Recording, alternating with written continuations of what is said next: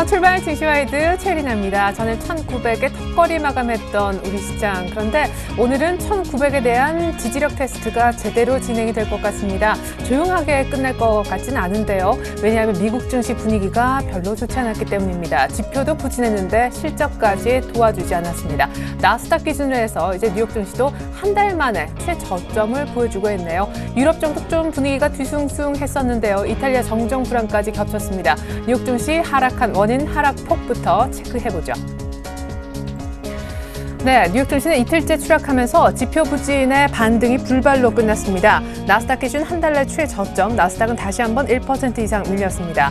미국의 신규 실업수당 청구 건수가 전주 대비 4,000건, 예상보다 2,000건 더 불어났고요. 경기 선행지수도 넉 달 만에 반락했고 7개월 내 최저점으로 추락했습니다.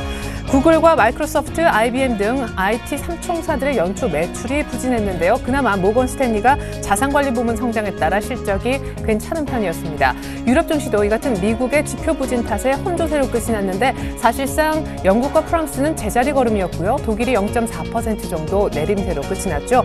문제는 휴대폰 수요 약화로 노키아가 급락했다는 것인데 역시 급락의 원인은 실적에 있었습니다. 1분기 매출이 13년 내 최저치, 주가는 10%가량 빠졌다고 해요. 이탈리아의 차기 대통령 선출까지 무산돼 버렸네요. 연정 구성이 물 건너가면서 19일쯤 재선거가 불가피해 보입니다.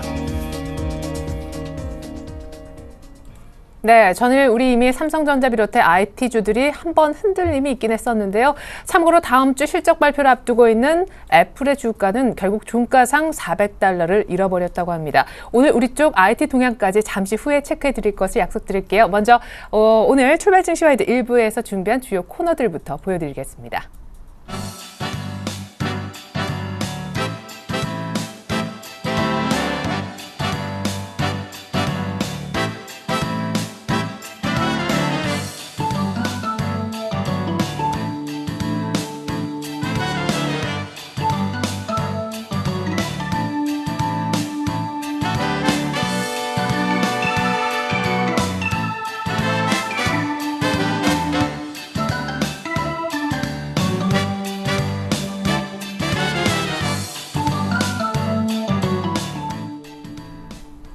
네, 그나마 G20 정도가 기대해 볼 만한 모멘텀인데 오늘 시장 약간은 걱정스럽습니다. 일단 우려스러운 개장가 보기 이전에요. 시초가 공략주부터 리뷰해보고 또 공략해 볼 만한 종목부터 알아볼게요. 메리츠 종금증권 강정훈 부장님 연결합니다. 안녕하세요, 부장님. 네, 안녕하세요. 네, 오늘 종목들 AS부터 듣는 날인데 성광밴드, 현대건설, CU메디칼 그리고 어제 KH바텍 AS도 꼭 들어보고 싶네요. KH바텍 승리한 것 같은데 축하드리겠습니다. 네, 최근 변동성이 워낙 심해서 참 시청자 여러분들, 투자하시는 여러분들 많이 좀 힘들지 않을까 싶은데요. 당분간은 시가 3%로 계속 좀 이어가는 게 좋을 것 같고요. 짧게 수익을 내면서 일단은 전략하는 그런 전략이 좀 좋지 않을까 싶습니다. KH바텍 제가 어제 말씀드렸던 것처럼 일단 고점대고 3%까지 말씀을 드렸는데 일단 도달한 것 같습니다. 26,000원을 터치하면서 3.4% 정도 상승하는 모습을 보였고요. 일단 원칙적으로 대응하시는 게 맞다라는 말씀드리겠고, 하지만 밸류에이션 매력은 있는 종목이기 때문에 제가 지난주 금요일 날도 에피시스템을 보수적으로 14,000원대 밸류에이션 매력이 있다 그랬는데 3%는 성공했습니다만 그 이상도 올라가는 모습들이 많이 있습니다. 그래서 이 부분 좀 참고하시고요. 제가 제시한 종목들 전체적으로 보게 되면 밸류에이션 매력이 있는 종목들입니다. 그래서 크게 추세가 훼손되지 않은 이상 조정받았을 때 접근해도 충분히 가능하다. 이렇게 정리 좀 해드리도록 하겠습니다. 네. 그래요. KH바텍 신고가 나는 종목 조심스럽게 들어갔는데 또 그날 당일날 곧바로 3% 공략을 성공해 버렸습니다. 이렇게 되면 누적 승수가요. 3% 공략주로 룰이 바뀐 이후에 3전 4승 3패 7번 중에 4번을 모두 수익 달성하셨는데요. 오늘 종목은 솔브레인이라고요. 네, 솔브레인 다 아시다시피 예전에 테크노세미킴이라는 회사였고요. 네. 2012년 9월에 이제 상호를 변경했는데 솔브레인은 반도체와 디스플레이 공정용 화학재료, 2차전지 전해액을 주로 생산하는 회사입니다. 19개 계열사를 두고 있고요. 지속적인 사업 다각화, 아이템 다각화 노력이 좀 이어지면서 2004년부터 12년간 약 28%, 지난해까지 28%의 연평균 외형 성장을 기록한 회사라고 보시면 되겠습니다. 전체적으로 반도체 미세 공정화 진전에 따라서 제품 포트폴리오를 다양하게 구축해놓고 있다. 라고 보시면 되겠고요. 투자 포인트는 세 가지를 줄 수 있는데요. 첫 번째는 신규 아이템 실적 기여 확대를 들 수 있습니다. 솔브레인의 최대 매력은 지속적인 신규 아이템 노력 발굴이라고 보시면 되겠는데요. 올해는 그 반도체 이온수 세정 장비와 이 인산 시가격 이런 신제품이 외형 성장에 기여할 것으로 보여지고 있습니다. 그래서 이 시가격의 주요 원재료인 그 무수불산과 2차 전지 전해액의 핵심 원재료인 이 전해질의 내재화를 좀 진행하고 있어서 이 수익성 제고 효과를 좀 기대할 수 있다고 보시면 되겠고요. 두 번째는 OLED 산업의 성장성 수혜입니다. 솔브레인의 사업 아이템 중에 그 OLED 산업의 성장과 궤를 같이 하는 그런 제품이 TG, 싱글라스하고 디스플레이 시가격인데 삼성 디스플레이 그 라인의 그 셀 절단 공정을 원스톱으로 서비스하고 있습니다. 올해도 삼성 디스플레이의 설계 증설은 그 OLED 중심으로 진행될 전망이기 때문에 이 싱글라스 부분의 고성장세는 좀 지속 가능할 것이라고 전망하고 있고요.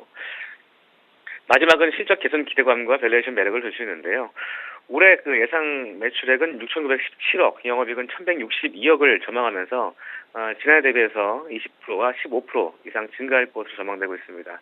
순이익 역시도 25% 증가한 760억대를 전망하고 있고, 올해 그 실적 대비, 주가는 PER 9.4배 수준입니다. 그래서 이 실적 안정성과 성장성 프리미엄, 적용하기엔 충분히 무리가 없다고 좀 판단되고 있고요. 보수적으로 상장 후에 10년 평균 PER이 한 12배 정도 됩니다. 그래서 58,000원대 밸류에이션 매력이 있는 그런 종목이라고 보시면 되겠고요. 이런 부분들을 투자 포인트로 지지하도록 하겠습니다. 네, 솔브레인 소재 업체인데 신규 아이템 무엇보다 다각화에도 기대를 걸어 봄직한 종목이군요. 오늘 역시 시초가가 공략에 플러스 마이너스 3% 대응하면 되는 것이죠? 네, 역시 계속 그런 룰 지켜가도록 하겠습니다. 네, 최근에 기관의 매수가 참 연속적으로 돋보이는 종목인데 박스권 상단 부근에 왔습니다. 오늘 시초가 공략주로 솔브레인 설명 들어봤습니다. 강정훈 부장님 감사합니다. 네, 고맙습니다.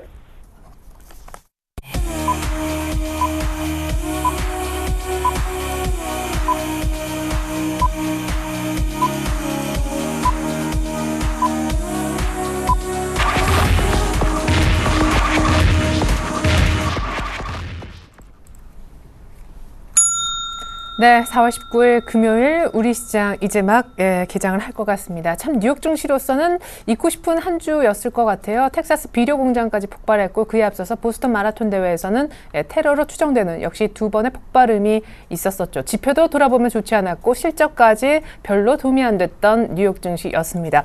우리 증시도 돌아보면 그렇게 좋은 기억이 많지 않은 한 주인데요. 이번 주 마무리를 어떻게 할지 개장가부터 약간은 걱정스럽습니다.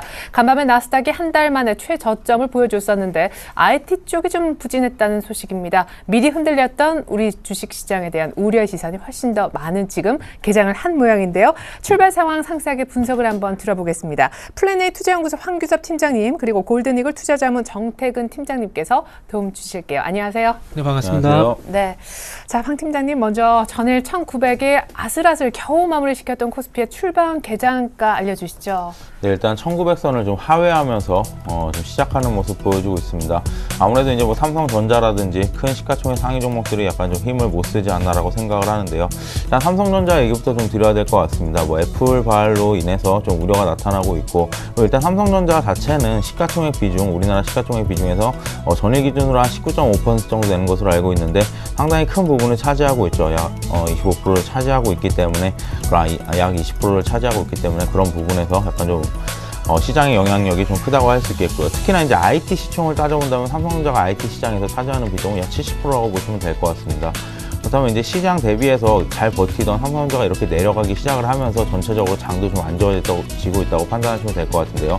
어제 같은 경우에 전차 모두가 좀 깨졌죠. 전기와 자동차 모두가 좀 깨졌는데 그 중에서도 역시나 삼성전자가 2% 넘게 하락한 것이 시장에 가장 큰 영향을 줬다고 좀 보면 될 것 같습니다. 일단 애플의 하락으로 인해서 저 같은 경우는 이렇게 생각을 하고 있습니다. 애플의 최대 경쟁사인 삼성전자가 애플이 하락을 하면 반대로 신고가를 가야 되는 것이 아니냐라고 판단을 해볼 수가 있겠지만 판단을 하고 있었는데 오히려 지금 이렇게 떨어지고 있는 이유는 아무래도 애플이 이렇게 하락했다는 것 같기 지금까지 잘 팔렸던 뭐 혁신 제품이었던 스마트폰이 좀 하락을 하면서 이랬던 것 같은데 그런 우려는 아무래도 삼성전자에 대해서 약간의 좀 좀 지나친 우려가 아닐까라고 판단을 해볼 수가 있겠습니다. 또한 이제 어제 LG 디스플레이라든지 SK 하이닉스 등 애플의 주요 고객사들도 모두 빠졌는데 LG 디스플레이라든지 SK 하이닉스가 애플의 고객사인 것도 맞긴 하지만 중국의 최대 고객사이기도 하죠. 그렇기 때문에 중국의 로컬 업체들의 성장을 함께 본다면 그렇게까지 시장에 실적에 영향을 줄 것 같지는 않습니다. 1분기 실적이 모두 좀 바닥이라고 알고 있기 때문에 오히려 1분기 실적 이후에는 좀 접근하는 것이 맞지 않나라는 판단을 하고 있고요. 오늘 뭐 자동차 같은 경우는 좀 약세를 보이고 있네요. 현대차 같은 경우 1% 정도 좀 하락을 하고 있고, 오히려 그동안 계속 지지부진했던 뭐 포스코라든지 뭐 삼성생명이라든지 이런 부분들 강보합선 들어오고 있는데, 지수는 약간 좀 이제 1900선을 좀 넘어서고 이제 상승 반전하는 모습이지만, 시가총액 상위 종목들이 삼성전자가 올라주지 않는 이상, 대형 IT들이 올라주지 않는 이상 1900에 대한 공방은 오늘도 좀 지속될 것으로 보이고 있습니다. 네, 그리고 어제 1년 반 만에 18만 원대 보여줬던 현대차도 오늘 추가로 1% 넘게 밀리고 있습니다. 좀 더 자세한 특징주 움직임과 대응법은 잠시 후에 알아보기로 하고요. 코스닥 넘어가기 전에 니케이 기장 상황부터 알아보겠습니다. 니케이는 상승 추세가 전반적으로 계속 이어지는 분위기에 전일 약간 모의 수지가 안 좋아서 흔들리기도 했었지만 오늘은 0.88%, 약간의 0.55%군요. 갭상승을 동반하면서 상승해 출발을 했습니다. 자, 코스피도 다시 소폭 플러스로 들어왔는데 코스닥은 약간 흔들리면서 출발하는데 역시 시총 상위주가 좀 말이 많다고요. 예. 뭐 문제아들이 좀 있는 것 같습니다. 셀트리온 얘기를 빼놓을 수 없을 것 같은데요. 일단은 그 전일 장 후반 쪽에서 셀트리온이 급락을 하게 되면서 코스닥도 좀 1.3% 넘는 하락세를 보이게 되면서 월선을 이탈하면서 마감을 했습니다. 네. 자, 오늘 그 개장 상을 좀 보게 되니까 그런 소강 상태에 조금은 들어간 것 같아요. 일단 0.23% 정도 현재 약보합권에 출발을 하게 되면서 550포인트 현재 전후에서 출발을 하고 있습니다. 네. 자, 최근에 조금 코스닥이 강하게 다시 한번 올라와 줬지만 조금 한 가지 아쉬웠던 점들은 외국인과 기관이 적극적으로 나서지 않고 있다는 부분, 그리고 이전까지 좀 강세를 보였던 섹터가 IT 부품주인데요. IT 부품주가 이제 그 자리를 물러나고 난 이후에 어떤 주도적인 섹터가 없이 코스닥 내에서도 업종 순환매 양상이 좀 지속이 되고 있다는 부분들이 조금 악재였는데, 어쨌든 뭐 계속해서 어떤 국내 그리고 해외 쪽에서 악재가 돌출이 되다 보니까 코스닥도 아무래도 560포인트 돌파가 쉽지 않은 그런 상황이 좀 연출이 되고 있습니다. 자, 그렇다면 오늘뿐만 아니라 이제 다음 주 시장이 좀 중요할 것 같은데요. 일단 이 추세가 전고점 어떤 저항으로 끝날 것인가, 아니면 다시 한번 시도를 할 것인가, 이 부분 같은 경우는 아무래도 수급과 그리고 주도 섹터가 다시 한번 나타나야 되지 않겠나, 그런 부분을 한번 말씀드려보고 싶고요. 자, 그래서 수급 한번 연결해서 좀 보도록 할게요. 자, 어제 같은 경우에 기관 쪽에서 조금 135억 정도 매수에 좀 나서주게 되면서 기관이 돌아오는 것이 아닌가, 이런 기대감도 있었지만 장 후반 쪽에서 셀트리온이 무너지게 되면서 기관들도 조금 오늘 매도 쪽은 전환이 됐습니다.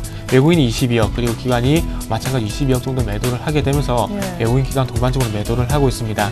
일단 개인들이 53억 정도 매수를 하게 되면서 뭐 시장을 좀 받치는 그런 역할을 할지에 대한 부분도 있긴 하지만, 아무래도 외국인과 기관 쪽에서 동반적인 매도가 나오게 된다면 아무래도 반등이 좀 쉽지 않을 것으로 현재 예상이 되고 있습니다. 어쨌든 시장 출발 상황 이후에 좀 선방을 하고 있지만 장 후반까지 좀 지켜봐야 될 것 같습니다. 네. 자, 시가총액 상위 정도 간단하게 좀 짚어보고 마무리 좀 하도록 할게요. 자, 일단은 그 셀트리온 외에는 그렇게 크게 우려스러운 부분은 아직 나타나지 않고 있습니다. 지금 상승과 하락이 조금 혼조를 보이게 되면서 전체적으로 약보합 그리고 강보합권에 출발을 하고 있는데요. 셀트리온만 아니라면은 전체적으로 코스닥 지수도 이렇게 약보합권에 출발할 이유가 좀 없는 그런 흐름이 아닌가 생각이 되고 있습니다. 자, 셀트리온 같은 경우 현재 그 약세 출발하고 난 이후에 7%까지 현재 하락폭을 좀 낙폭을 이제 축소를 시키고 있지만, 아무래도 그 출발 상황에서 낙폭이 상당히 컸었기 때문에 얼마만큼 오늘 반등을 줄지가 좀 중요하지 않겠나 생각을 하고 있습니다.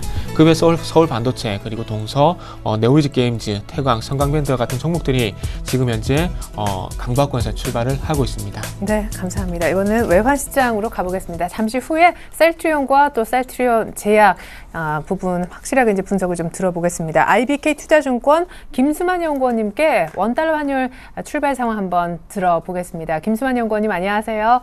네, 안녕하십니까. 네, 미국적 지표가 좋지 않았는데 그나마 이제 G20에 대한 기대감이 있습니다. 오늘 원달러 환율 어떻게 개장하고 있나요? 네, 현재 원달러 시장은 전일 대비 2원 하락한 1122원의 장을 시작 중에 있습니다. 간밤 글로벌 외환 시장에서 전일 22의 금리 인하 가능성으로 인해 큰 폭으로 하락했던 유로화가 진정세를 보이며 방등에 성공했습니다. 유로화는 달러화에 대해 유로당 1.3050달러를 기록하며 전일 대비 0.002달러 상승했습니다. 엔달러 같은 경우에는 98.16엔을 기록하며 전일 대비 0.04엔 상승하며 마감하였습니다. 스페인은 우리나라 시각으로 어제 저녁 3년, 5년, 10년 만기 국채 입찰을 시행한 결과 계획에 따라 40억 유로를 상회하는 47억 유로를 발행했으며 낙찰금리도 지난 입찰보다 낮아졌습니다. 이런 긍정적인 입찰 결과 유로화는 강세 지지를 받았는데요. 그리고 미국 경제 지표가 예상보다 둔화된 것 역시 유로화가 달러화 대비 강세를 보이는데 도움을 주었습니다. 미 노동부가 발표한 지난주 실업보험 청구자 수는 4,000명 증가한 35만 2천 명을 기록했습니다. 이는 시장 예상치인 35만 명을 소폭 상회하는 수치였고요. 그리고 미국 경기 선행 지수가 0.1% 낮아지면서 이 또한 시장 예상치인 0.2% 상승을 하회하면서 달러화 대비 유로화 강세를 지지하였습니다. 유로화는 22의 기준금리 인하를 이미 반영한 수준이기 때문에 당분간 특별한 이벤트가 대두되지 않는 이상 현 수준에서 등락을 보일 것으로 예상하고 있습니다. 금일 국내 외환시장 같은 경우에는 달러 환율이 특별한 모멘텀 부재 속에서 1120원 선 부근에서 하방 경직성을 보일 것으로 예상하고 있습니다. 금과 은을 포함한 원자재 가격의 급락세가 이어지고 있고 미국을 포함한 주요국 경제 지표가 부진한 가운데 미국 전역에 테러 관련 공포가 만연하고 있어서 글로벌 위험 회피 심리가 유지되고 있습니다.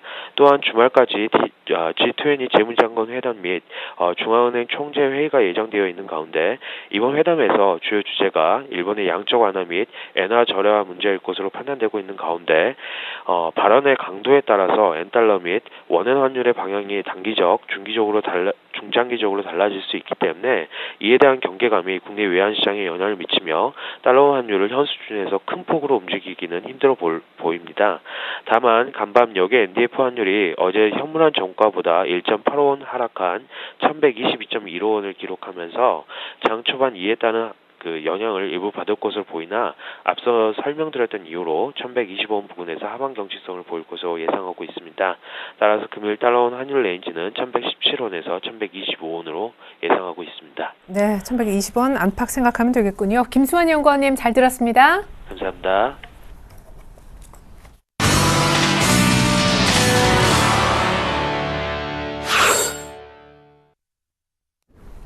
네, 코스피는 1901.53, 코스닥은 아직은 상승 전환을 못한 시점입니다. 이어서 고수들의 작전 타임 들을 시간인데요. 오늘 만나보실 고수는 한국밸류 21에 계시는 이드코 대표님이십니다. 대표님 안녕하세요. 반갑습니다. 네, 이번 주 시작하면서부터 이번 주 종가 기준 1900 지키는지 보자 하셨는데 이번 주 뭐 끝까지 괴롭히네요, 1900은요. 글쎄요, 일단 어제 종가상 1900선을 딱 맞춰놨는데 제가 지난 시간에 말씀드렸지만 종가상 1900선을 이번 주 지지하는지 보자라고 한 주 전략 시간에도 좀 말씀을 드렸었고 상당히 좀 중요하다고 말씀을 드렸는데 일단 종가는 딱 맞춰놨지만 상당히 좀 불안한 흐름이죠. 일단 1900포인트를 이번 주에 이탈하는 모습이 나왔고 종가상 좀 지지를 했지만은 코스피 일봉 차트에서 보시면 아래 꼬리가 없는 캔들의 모습이 나와주었기 때문에 추가적인 하락은 당연히 나오는 것이겠고요. 그렇다면 우리는 지수 하락 1차 지지선을 얼마로 본다고 했었죠? 지수 연 차트로 보시면 5년선이 1890포인트라고 말씀을 드렸는데 사실 이 지지선이 1년간 산 사람들의 평균이기 때문에 361선, 481선보다는 약한 지지선이지만 그래도 우리가 긍정적인 관점에서 지지를 찾는다면 2890 정도에서 1차 지지라인을 형성할 수 있다라고 말씀을 드렸고요. 이 지지선이 무너진다면 사실상 지수는 1850포인트까지 하락이 좀 나아질 것으로 보고 있기 때문에 지수를 보시고 시장을 접근하시는 투자자분들께서는 리스크 관리가 이미 좀 들어가셨어야 하고요. 현금을 가지고 계신 분들이라면 아직은 적극적인 매수 포인트가 나오는 시점은 아니다. 그래서 오늘이 금요일인데 금요일이 한 주의 주봉을 결정하는 날이기도 하기 때문에 이번 주 주봉의 시가가 1916포인트거든요. 이 1916포인트 이번 주 양봉이 나오지 않는다면 다음 주에도 코스피 저점 테스트를 지속적으로 만드는 구간이 될 것이다. 이렇게 좀 말씀을 드릴 수 있겠고요. 그리고 경기부양책이 뭐 주식시장에 긍정적이라 하시는 분들이 많이 좀 계시는데 저는 약간 좀 다른 생각이거든요. 정부가 경기부양책을 왜 냅니까? 경기가 안 좋으니까 내는 거 아닙니까? 경기가 안 좋은 상황에서의 경기부양책이 방어적인 일종의 가뭄의 단비 같은 역할을 하는 것으로 저는 보고 있기 때문에 만약에 이런 경기부양책이 사실 주식시장에 먹혔더라면 이번 주에 8천억 가까이 외국인들의 매도를 했을 것이냐, 이것에 저는 의문이 있겠고요. 시장이 지난주에 급락한 것에 대해서 북한발 리스크가 주 요인으로 보지 않는다고 지난 시간에 말씀을 드렸던 것도 엔저에 따른 수출 현상 같은 경기적 요인이 외국인들에게는 더 큰 악재의 요소로 받아들인다는 것이겠고요. 결국에는 우리 시장을 보는 외국인의 시각이 이번 주에 이런 8천억 가까운 대량 매도로 나오지 않았나. 그래서 제가 여러분들에게 지속적으로 말씀드렸지만 1900선 이탈에 대해서 말씀을 좀 드렸고 리스크 관리하자라고 했던 것도 이런 요인들이 있었기 때문이고요. 코스닥 시장은 5일선을 6거래일 만에 이탈한 상황이거든요. 주봉을 보시면 모멘텀 보조 지표죠. RSI도 지금 현재 과열 구간으로 들어간 모습이고요. 왜 이 RSI가 과열 구간을 말씀드리냐면 2008년 금융위기 이후로 이 RSI 보조 지표가 85 이상 넘어간 적이 없거든요. 이 RSI라는 게 30 이하면 과매도 구간, 70 이상이면 과매수 구간으로 볼 수 있는데 이 코스닥 주봉 차트로 보시면 지속적으로 70 이상 구간에서 형성되고 있는 모습, 그리고 주봉상 윗꼬리가 나오고 있는 점이 좀 상당히 좀 조심을 해야 할 구간이 아닌가 이렇게 생각을 하고 있고요. 물론 이 보조지표만 믿고서 이야기를 할 수 없겠지만 제가 여러분들께 계속 강조드렸던 신용장고가 코스닥 시장에서 사상 최고치에서 이런 과열 구간이 나왔다는 것, 그리고 지난 시간에 말씀드렸지만 시가총액 1위 기업이죠.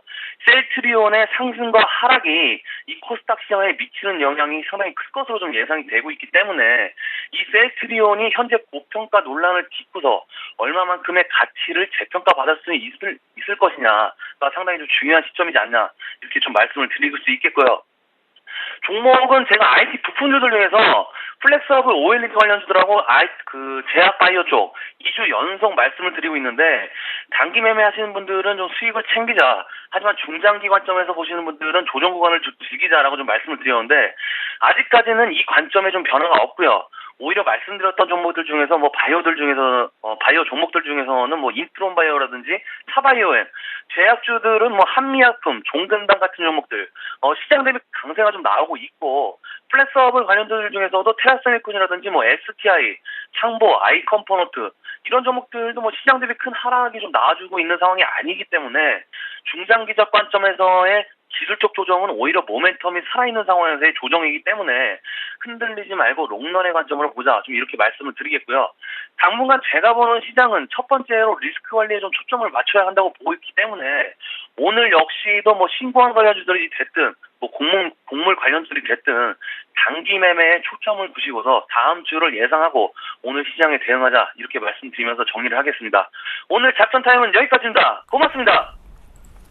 네, 지금까지 이두코 대표님의 작전 타임 들어보셨고요. 계속해서 출발 키포인트 브리핑이 이어지겠습니다.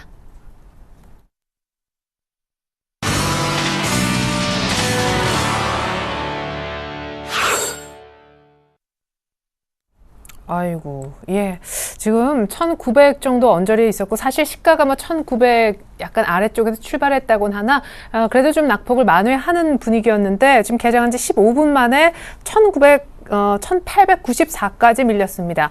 현대차가 3% 넘게 밀리면서 계속 신저가를 경신 중에 있고, 삼성전자도 전일 급락 이후에 오늘 현재도 1% 넘게 내리고 있습니다. 삼성전자, 현대차 때문에 지금 밀린다라고 해도 과언이 아닌데 왜 이런지 시총 1, 2위 종목에 대해서 분석을 한번 들어보죠.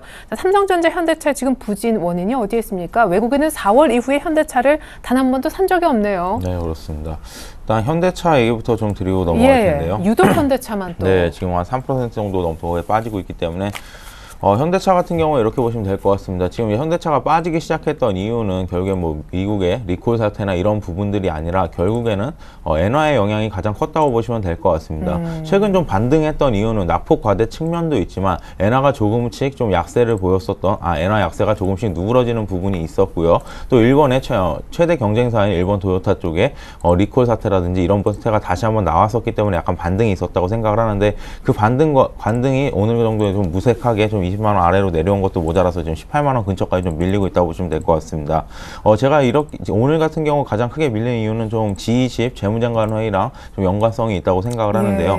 G20 재무장관 회의가 들어가기 전에 며칠 전까지만 해도 이런 얘기가 나왔었습니다. 환율 전쟁에서 이제 그만하자. 엔화도 조금은 이제 너무 약세로 가지 말자. 좀 돈 좀 그만 풀어라 이런 얘기를 하고 싶었지만 미국이나 유럽도 지금 마찬가지로 돈을 풀고 있죠. 우리나라 빼고는 거의 전 세계 모든 나라가 지금 돈을 풀고 있기 때문에 누가 누구를 나무랄 상황이 못 됩니다. 그렇기 때문에 재무장관 회의에서 엔화의 약세가 계속해서 뭐 엔화의 약세에 제동을 걸거나 이런 일은 거의 없다고 생각을 하기 때문에 그로 인해서 계속해서 지금 매도세가 지금 나오고 있다고 생각을 하고요. 특히나 이제 외국인들이 셀코리아를 진행을 할 때 가장 많이 샀던 종목이 셀코리아를 진행하기 전에 가장 많이 샀던 종목이 뭐 현대차라든지 삼성전자 시가총액 상위 종목들일 텐데 아무래도 현대차의 업종 자체의 업황이 좀 안 좋아지다 보니까 셀코리아를 시작을 할 때 가장 많이 파는 업종도 현대차라고 보시면 될 것 같습니다. 그래서 당분간은 좀 조심하셔야 될 것 같고요. 하지만 낙폭과대 측면은 분명히 있습니다. 실적 확인하고 간다면 2분기부터 실적 그리고 중국 쪽 판매량을 계속해서 지켜보고 간다면 지금의 낙폭은 좀 과하지 않나라고 판단할 수 있겠습니다. 예, 아니 그럼 갖고 계신 분들은 그냥 지금 팔기에는 너무 많이 빠진 거고 역시 하지만 사기는 좀 네, 사기는 부담스럽긴 하지만 그래도 다시 말씀드리겠습니다. 사기에는 아직 부담스럽지 않다고 좀 생각을 하는데 네. 왜냐하면 계속해서 말씀드렸죠. 밸류에이션 매력은 충분히 있다고 생각을 합니다. 그리고 뭐 일본과의 경쟁은 있지만 일본과의 경쟁에서 아직까지 중국 시장 가장 크게 보는 지금 미국 이후로 크게 보는 중국 시장에서 메리트가 아직도 있기 때문에 오히려 가지고 계신 분들이라면 투매에 동참하지 마시고요. 신규 진입자분들 같은 경우에는 기회가 되지 않을까라고 판단합니다. 근데 기아차는 괜찮은데 왜 현대차만 이런 얘기죠? 아무래도 좀 수급에 좀 영향이 있을 것 같은데요. 기아차 같은 경우에는 아무래도 좀 가격대가 좀 낮다 보니까 좀 가격대로 좀 설명을 드려야 될 것 같은데 가격대가 좀 낮다 보니까 아무래도 개인들 물량이라든지 이런 부분이 많았다고 생각을 하고 또한 이제 현대차 같은 경우 외국에서 직수출하는 물량이 많습니다. 외국 공장들이 많기 때문에 환율의 영향을 좀 더 많이 받지 않나라고 판단해 볼 수 있겠습니다. 네. 자, 그러면 조금 더 급해 보이는 코스닥 쪽으로 갔다가 다시 코스피 특징주 더 알아보겠습니다. 오늘 셀트리온 확실히 이제 매각에 좀 속도가 나는 듯한 모습인데 JP모건을 매각 주간사로 선정한 이후에 오늘 셀트리온 제약을 한 500억 정도 주고 셀트리온 측에서 인수한다라는 소식이 나왔습니다. 지금 하한가 둘 다 들어갈 모습인데 셀트리온 바이오 붕괴가 일어날 것 같은 조짐도 있어요, 오늘. 예. 예. 일단은 그 셀트리온 같은 경우에 바이오 쪽은 아무래도 줄기세포 관련주 쪽으로 조금 제한을 1차적으로는 시키고 난 이후에 향후의 흐름을 좀 봐야 될 것 같습니다. 일단 그 바이오 의료기기 그리고 바이오 쪽 관련해서 줄기세포 이렇게 좀 일단은 좀 나누고 있는데요. 일단 바이오 의료기기와 그리고 줄기세포 쪽을 나누는 이유가 일단 이번 정권 들어와서 어쨌든 바이오 쪽에 바이오 의료기기라고 보는 게 더 맞겠죠. 네. 이쪽으로 어쨌든 정책적으로 강력하게 밀어붙이고 있기 때문에 거기는 인한 어떤 테마는 아직까지 남아있다 봐야 될 것 같고요. 그 파급 효과가 얼마만큼 바이오 의료기기까지 가느냐가 이후에 좀 관건이 아닌가 생각이 되고 있습니다. 자, 일단은 1차적으로 그 셀트리온으로 시작됐던 어떤 줄기세포 관련 어떤 1차 바이오 테마가 붕을 보이게 되면서 그와 관련된 종목들이 1차적으로 먼저 조금 오늘 무너지는 양상이 좀 전개가 되고 있습니다. 뭐 셀트리온뿐만 아니라 차바이오엠, 메디포스트, 마리넬 바이오, 뭐 아레넬 바이오 같은 경우에는 상장 폐지 실질 심사에 들어간 상황에 놓여 있죠. 그래서 이런 부분도 있고요. 그리고 뭐 오스코텍이라든지 크리스탈, 뭐 여러 가지 종목 이수앱지스 어저께 상한가가 썼지만 오늘 좀 상한가가 풀리게 되면서 낙폭을 좀 확대시키는 흐름이 현재 나오고 있고요. 네. 메디톡스와도 마찬가지인 것 같습니다. 약세 흐름이 지속이 좀 되고 있고요. 그러니까 덩달아 빠지니까 좀 그냥 과도하게 그냥 좀 빠지는 거라서 걱정을 안 해도 되는 건지 셀트리온에 대한 대응법하고요. 사실 뭐 대응하기 좀 어렵긴 하지만 다른 바이오 종목은 어떻게 바라보면 좋을지 오늘 하락을요. 일단은 그 서두에 제가 좀 그 구분을 해드렸듯이 일단 그 줄기세포 관련된 종목들은 조금은 그 영향력이라 봐야 될 것 같아요. 왜 제가 그런 말씀 드리냐면 일단 GS건설 실적이 안 나오게 되면서 여타 건설주도 같이 폭락이 나왔듯이 일단 바이오 쪽의 대장주인 셀트리온은 급락이 나오게 되면서 그로 인한 우려감들이 나머지 바이오 관련 주들 쪽으로 옮겨갈 가능성은 좀 있다고 보는 것이 가장 현실적인 대답이라 봐야 될 것 같습니다. 네. 셀트리온 같은 경우는 이제 13% 정도 현재 하락을 하고 있는데 셀트리온 문제가 얼마만큼 빨리 해결이 되느냐가 좀 중요할 것 같아요. 자, 일단은 그 자회사들이 그 셀트리온 주식을 담보로 해서 현재 대출을 받은 내용은 뉴스를 통해서 잘 아실 겁니다. 근데 이 주식 대출 받고 난 이후에 현재 그 3,400억 중에서 한 2,500억 정도 현재 불실 잡히게 되면서 여기에 의한 어떤 반대 매매가 현재 나올 것이란 나올 것이란 부분도 잘 알고 계실 겁니다. 근데 중요한 것은 대출이 된 상황 속에서 셀트리온이 지금 현재 메리츠 정군 같은 경우에 만기 연장을 이제 요청한 상황인데 거기에 대한 거부 얘기가 아침 쪽에서 나오면서 다시 셀트리온이 7%까지 낙폭을 줄였다가 다시 하한가 부분까지 낙폭을 확대하는 요인이 라고 좀 볼 수 있습니다. 그래서 네. 일단은 만기 연장이 일단 중요할 것 같은데요.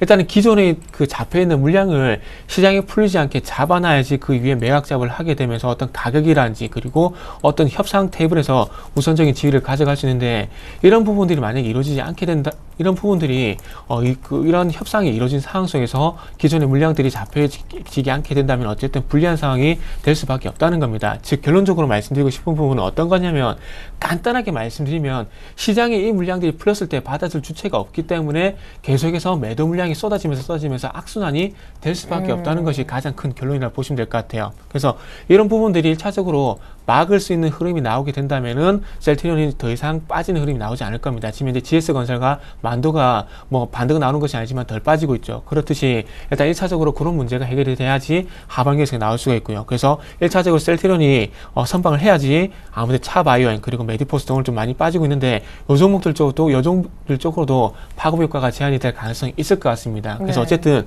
지금 현재 메디포스, 차바이오엔 그리고 여타 종목들은 실질적으로 어떤 그 큰 이유는 없습니다. 단지 셀트리온이라던 심리가 동반적으로 무너지는 게 가장 큰 이유라고 보시는 게 맞을 것 같아요. 그래서 네.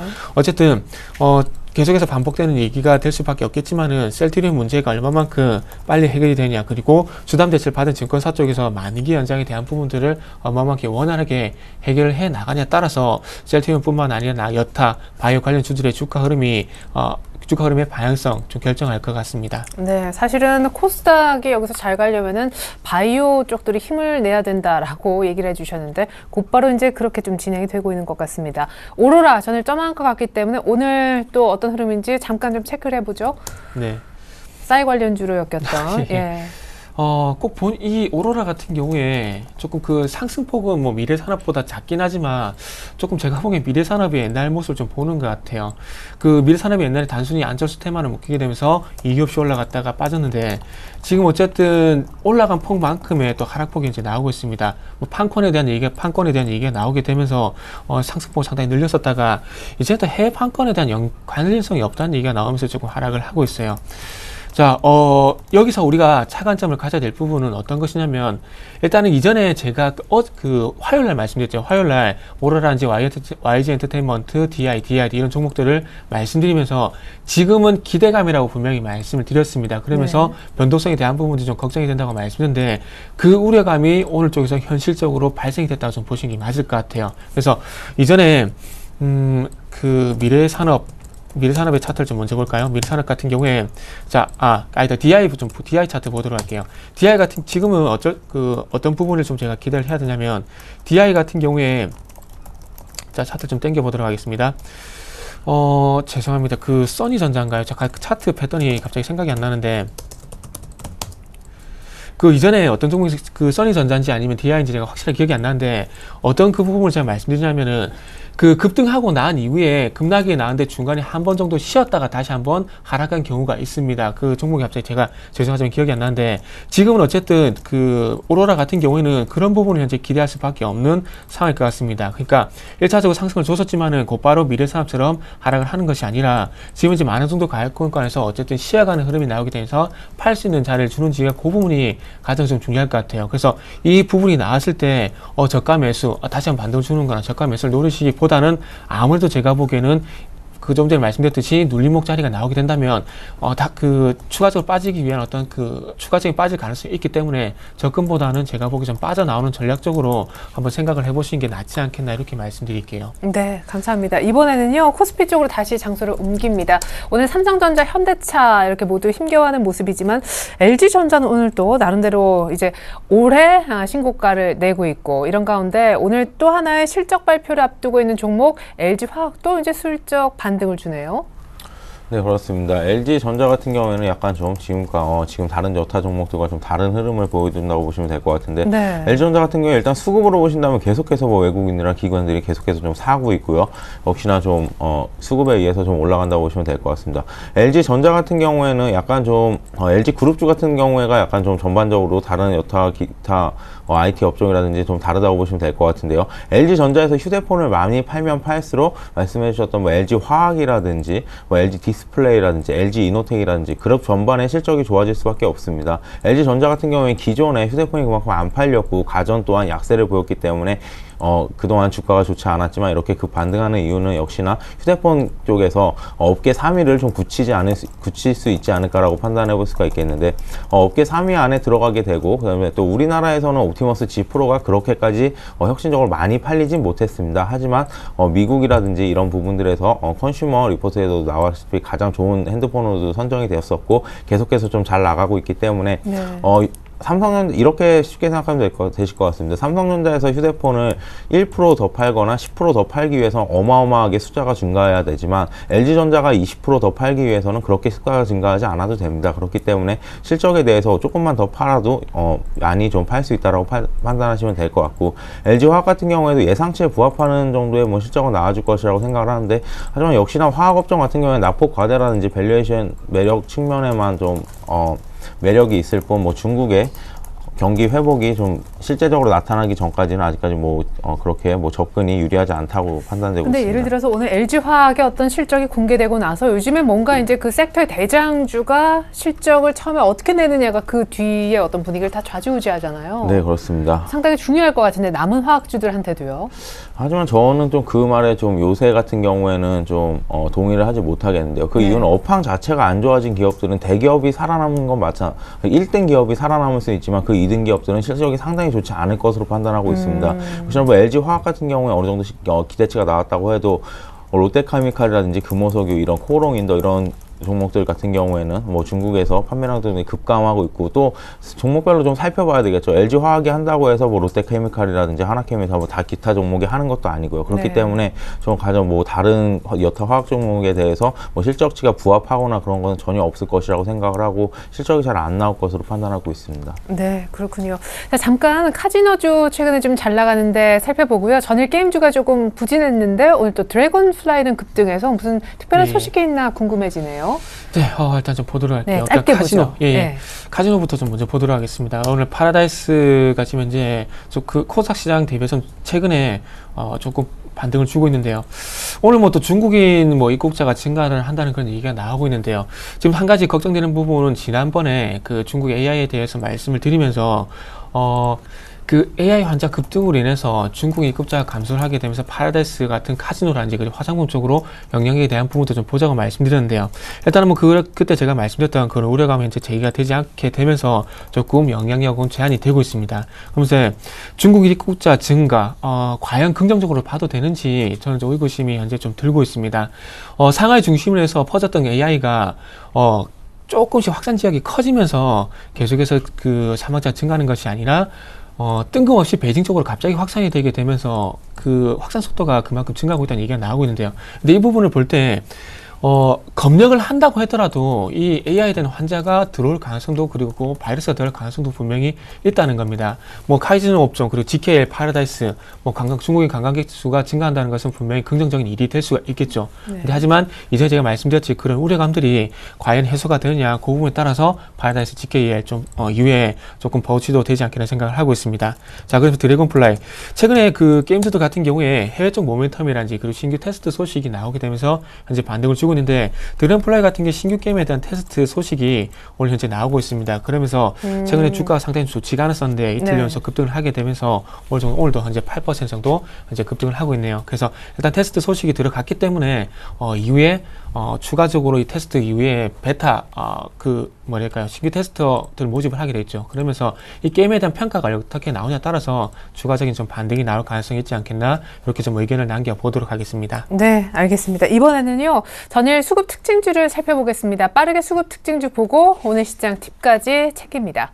먼저 전일 유가증권 시장에 대한 특징주인데요. 외국인들이 전일까지 거의 이번 주 내내 팔았던 것 같아요. 양 시장 모두요. 일단 코스피만 보면은 전일에는 삼성전자, 하이닉스도 정리했어요. 그리고 현대차 세 번째로 많이 팔았고 코덱스 200 그리고 현대글로비스 만도 다 자동차 관련된 종목들이 있었습니다. NH는 기관 종목이니까요. 외국인이 약간 정리한 것 같고요. 전일 코스피의 기관의 어떤 순매도 종목 어떤 쪽에 이제 같이 좀 순매도가 걸렸나 보니까 역시 레버리지 정리하는 모습이고 삼성물산도 팔았고 자 기관은 LG 디스플레이까지도 어제 애플 관련된 종목이었는데 세 번째로 많이 정리를 했습니다. 이 밖에도 IT 종목이 좀 많았군요. 삼성 SDI, 삼성전기 4위, 5위, 네 번째, 다섯 번째로 정리하고 오리온과 신한지주도 사지 않았습니다.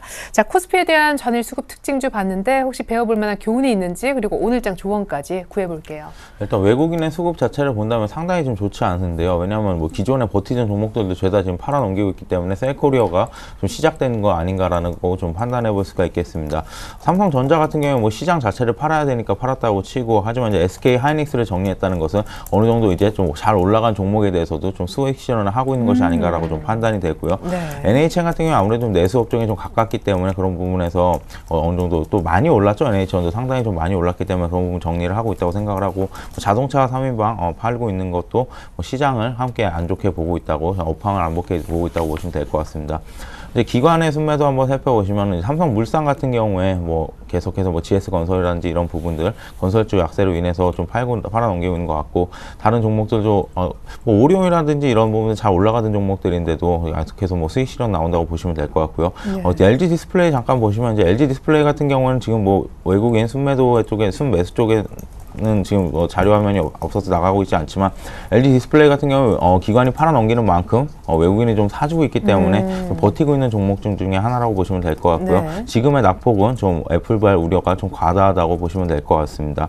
그리고 저는 그래서 시장 정리를 좀 한번 말씀드린다면 IT 같은 경우에 실적을 좀 믿고 가자라고 말씀을 드리고 싶습니다. 그 이유는 시장에서 결국에 지금 시장을 버텨줄 수 있는 이유는 단 한 가지 실적인데 앞으로 실적 시즌에 잘 나올 수 있는 건 그나마 IT라고 생각을 합니다. 오히려 지금 같은 장세에서는 보유하고 계신 분들은 좀 흔들리지 말으셨으면 좋겠고요.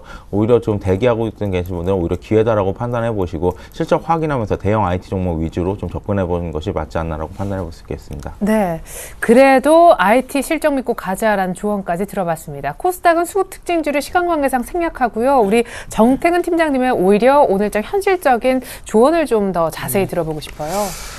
일단은 이런 말씀 드리고 싶어요. 코스닥도 외국인 수급이 흔들린다 이렇게 말씀드려보고 싶은데요.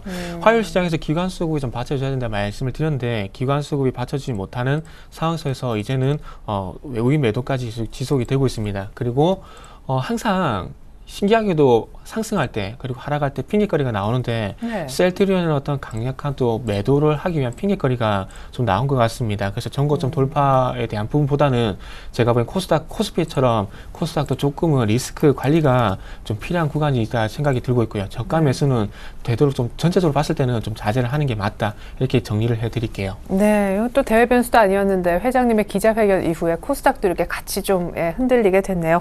IT 믿고 가자, 코스닥도 좀 흔들리니까 조심하자라는 의견까지 받아봤습니다. 황규섭 팀장님 그리고 정태근 팀장님 도와주셨네요. 감사합니다. 감사합니다. 감사합니다.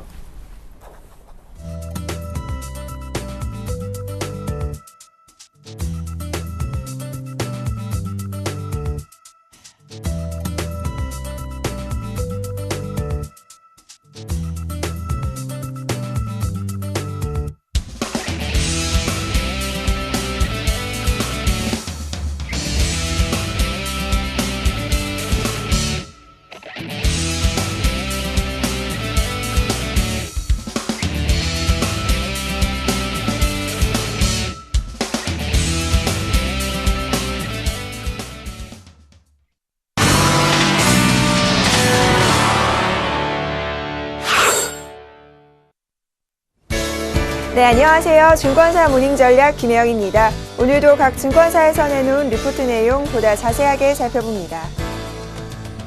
삼성증권에서는 오늘 휴맥스 추천했습니다. 현대증권에서는 아직은 경계의 심리가 우세한 시기이다.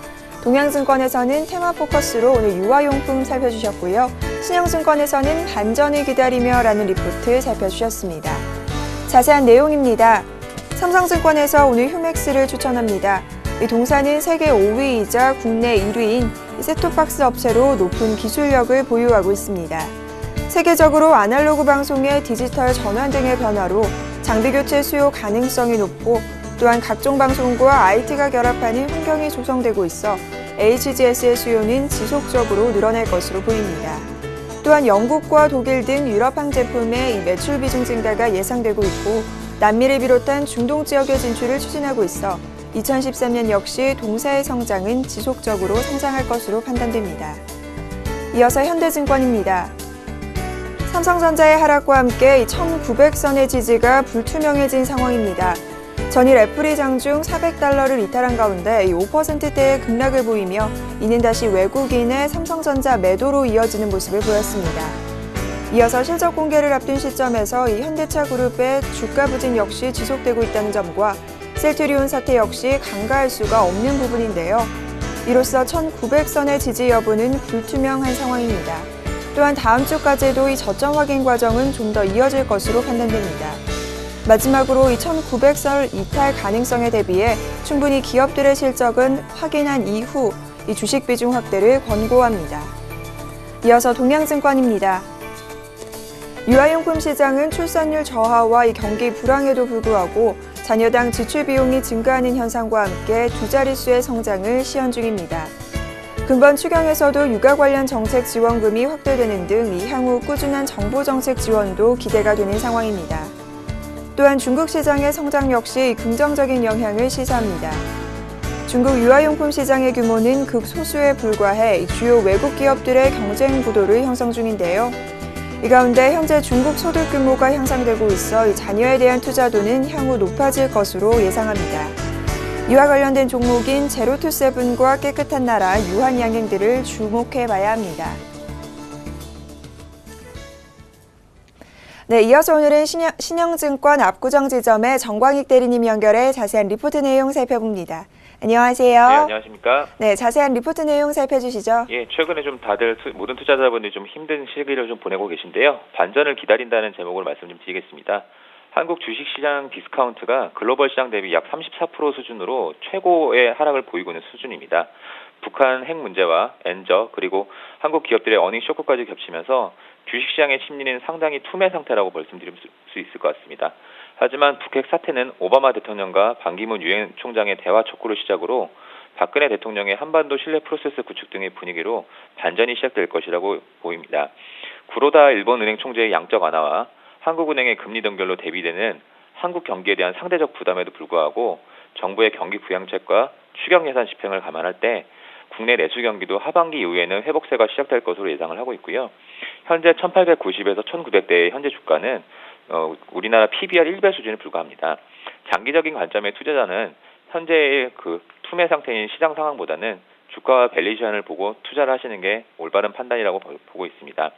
현대차 주가의 신저치 기록과 건설주의 실적 부담으로 야기된 산업재와 금융주 등 대형주 전반에 걸친 동반 하락은 향후 주식시장의 반전 가능성을 고려한다면 이 중에서도 좋은 종목을 좀 찾아보는 게 제일 좋을 것 같고요.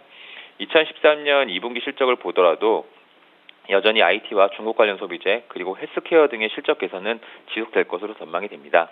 하지만 주가가 많이 하락하고 있는 철강, 화학, 증권, 은행 등의 산업도 2분기 실적은 1분기보다는 좀 좋아질 것이라고 보고 있고요. 전년 동기 대비해서도 좋은 예상을 하고 있습니다. 물론 향후 2분기 실적 전망이 하향될 가능성도 높고 이를 감안하면 현재의 주가 하락이 당연하다고 볼 수도 있습니다. 하지만 현재와 같이 거의 모든 종목들의 획일적인 대형주 종목 하락은 향후 시장 반등 가능성을 기대한다면 가치와 상관없이 모두 좀 심하게 빠졌다는 생각이 지울 수는 없을 것 같습니다. 좀 저평가된 우량주를 잘 선별을 해서 올바른 투자를 해보셨으면 하는 바람이 있습니다. 이상입니다. 네, 신영증권 압구정 지점의 정광희 대리님 연결해 자세한 리포트 내용 살펴봤습니다. 오늘 말씀 감사합니다. 감사합니다. 네, 지금까지 증권사 모닝 전략 김혜영이었습니다.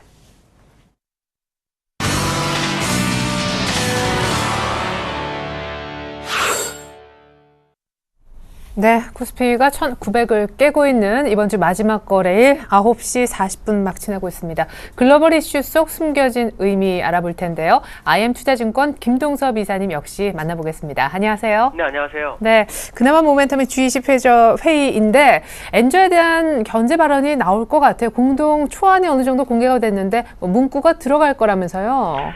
지금 사실 지난번 2월 달에 모스크바에서도 이제 이 얘기가 있었거든요. 통화 가치 하락 경쟁을 자제하고 환율을 정책 목표로 삼지 말자 이런 얘기였는데요. 이번에는 좀 그때보다 좀 엔저에 대해 성토가 좀 많았던 것으로 보이고 있고요. 그러나 엔화라고 딱 언급을 하지 않는 것 같습니다. 다만 미국 재무부에서도 의회에다가 환율 보고서를 제출하면서 강력한 엔저의 경고성 발언이 나왔었기 때문에요. 이거를 본다면 아마도 추가적 엔저가 굉장히 어려울 것으로 좀 나타내고 있고요. 그것은 이제 국내장이나 아니면 해외에서도 이제 수출하는데 큰 부담을 조금 약간 줄일 수 있지 않을까라고 판단하고 있고요.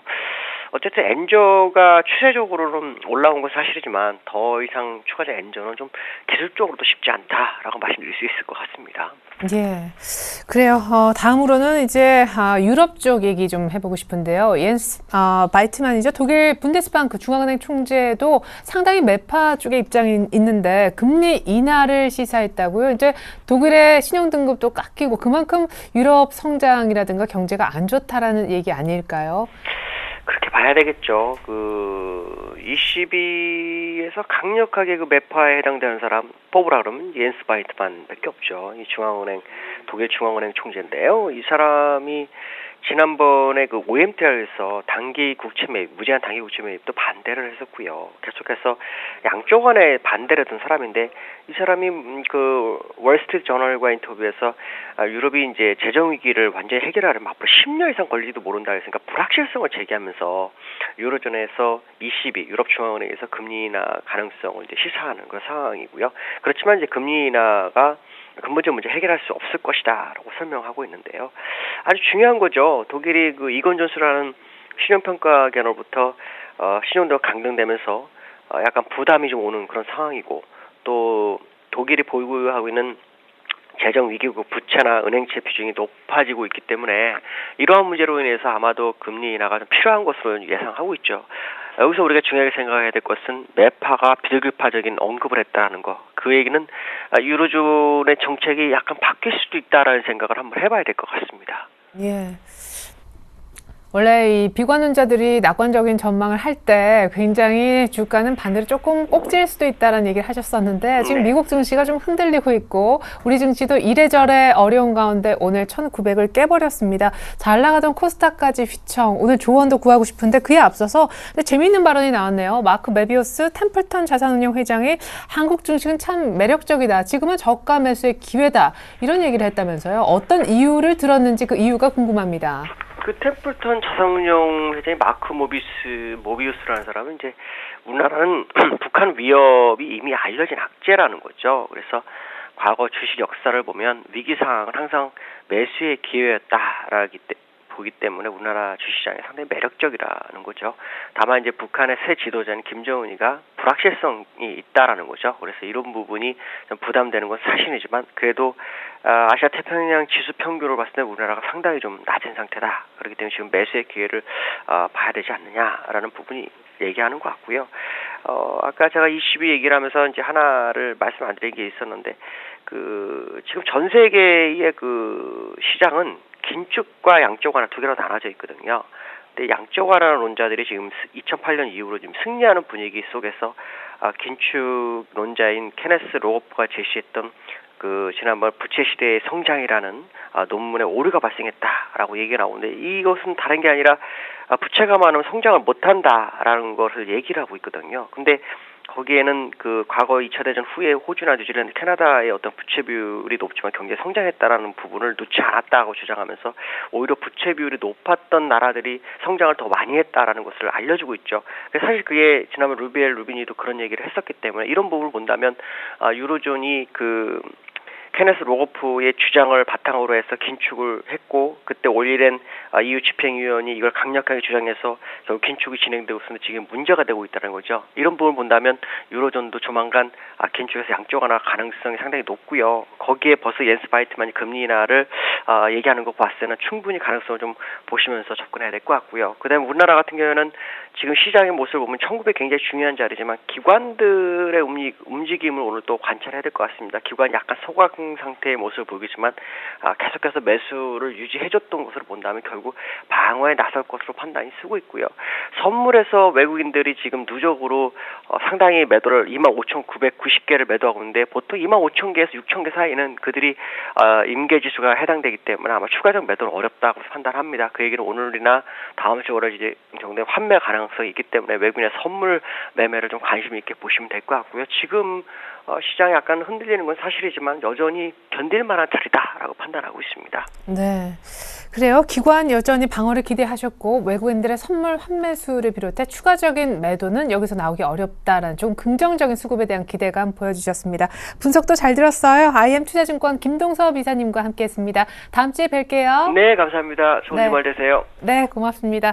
아이고, 근데 현대차가요. 지금 4% 가까이나 급락하는데 지금 원인 하나가 더 나왔거든요. 통상임금 소송 악재라고 합니다. 과거 3년치 휴일 근무 수당을 다시 계산해달라고 노조들이 이제 회사 측에 얘기를 했다고 하는데 이렇게 되면 최악의 경우에는 6조 내지 7조 정도 추가 인건비 부담이 생길 수 있다고 해요. 그래서 오늘 유독 현대차만 빠지고 있다는 분석이 들어와 있어 추가로 전달해드렸습니다. 자, 코스피는 1896, 코스닥은 1% 넘게 빠지면서 오늘 낙폭은 코스닥 쪽이 더 큽니다. 셀트리온발 바이오주 붕괴 때문인데요. 전 잠시 후 2부로 다시 오겠습니다. 고맙습니다.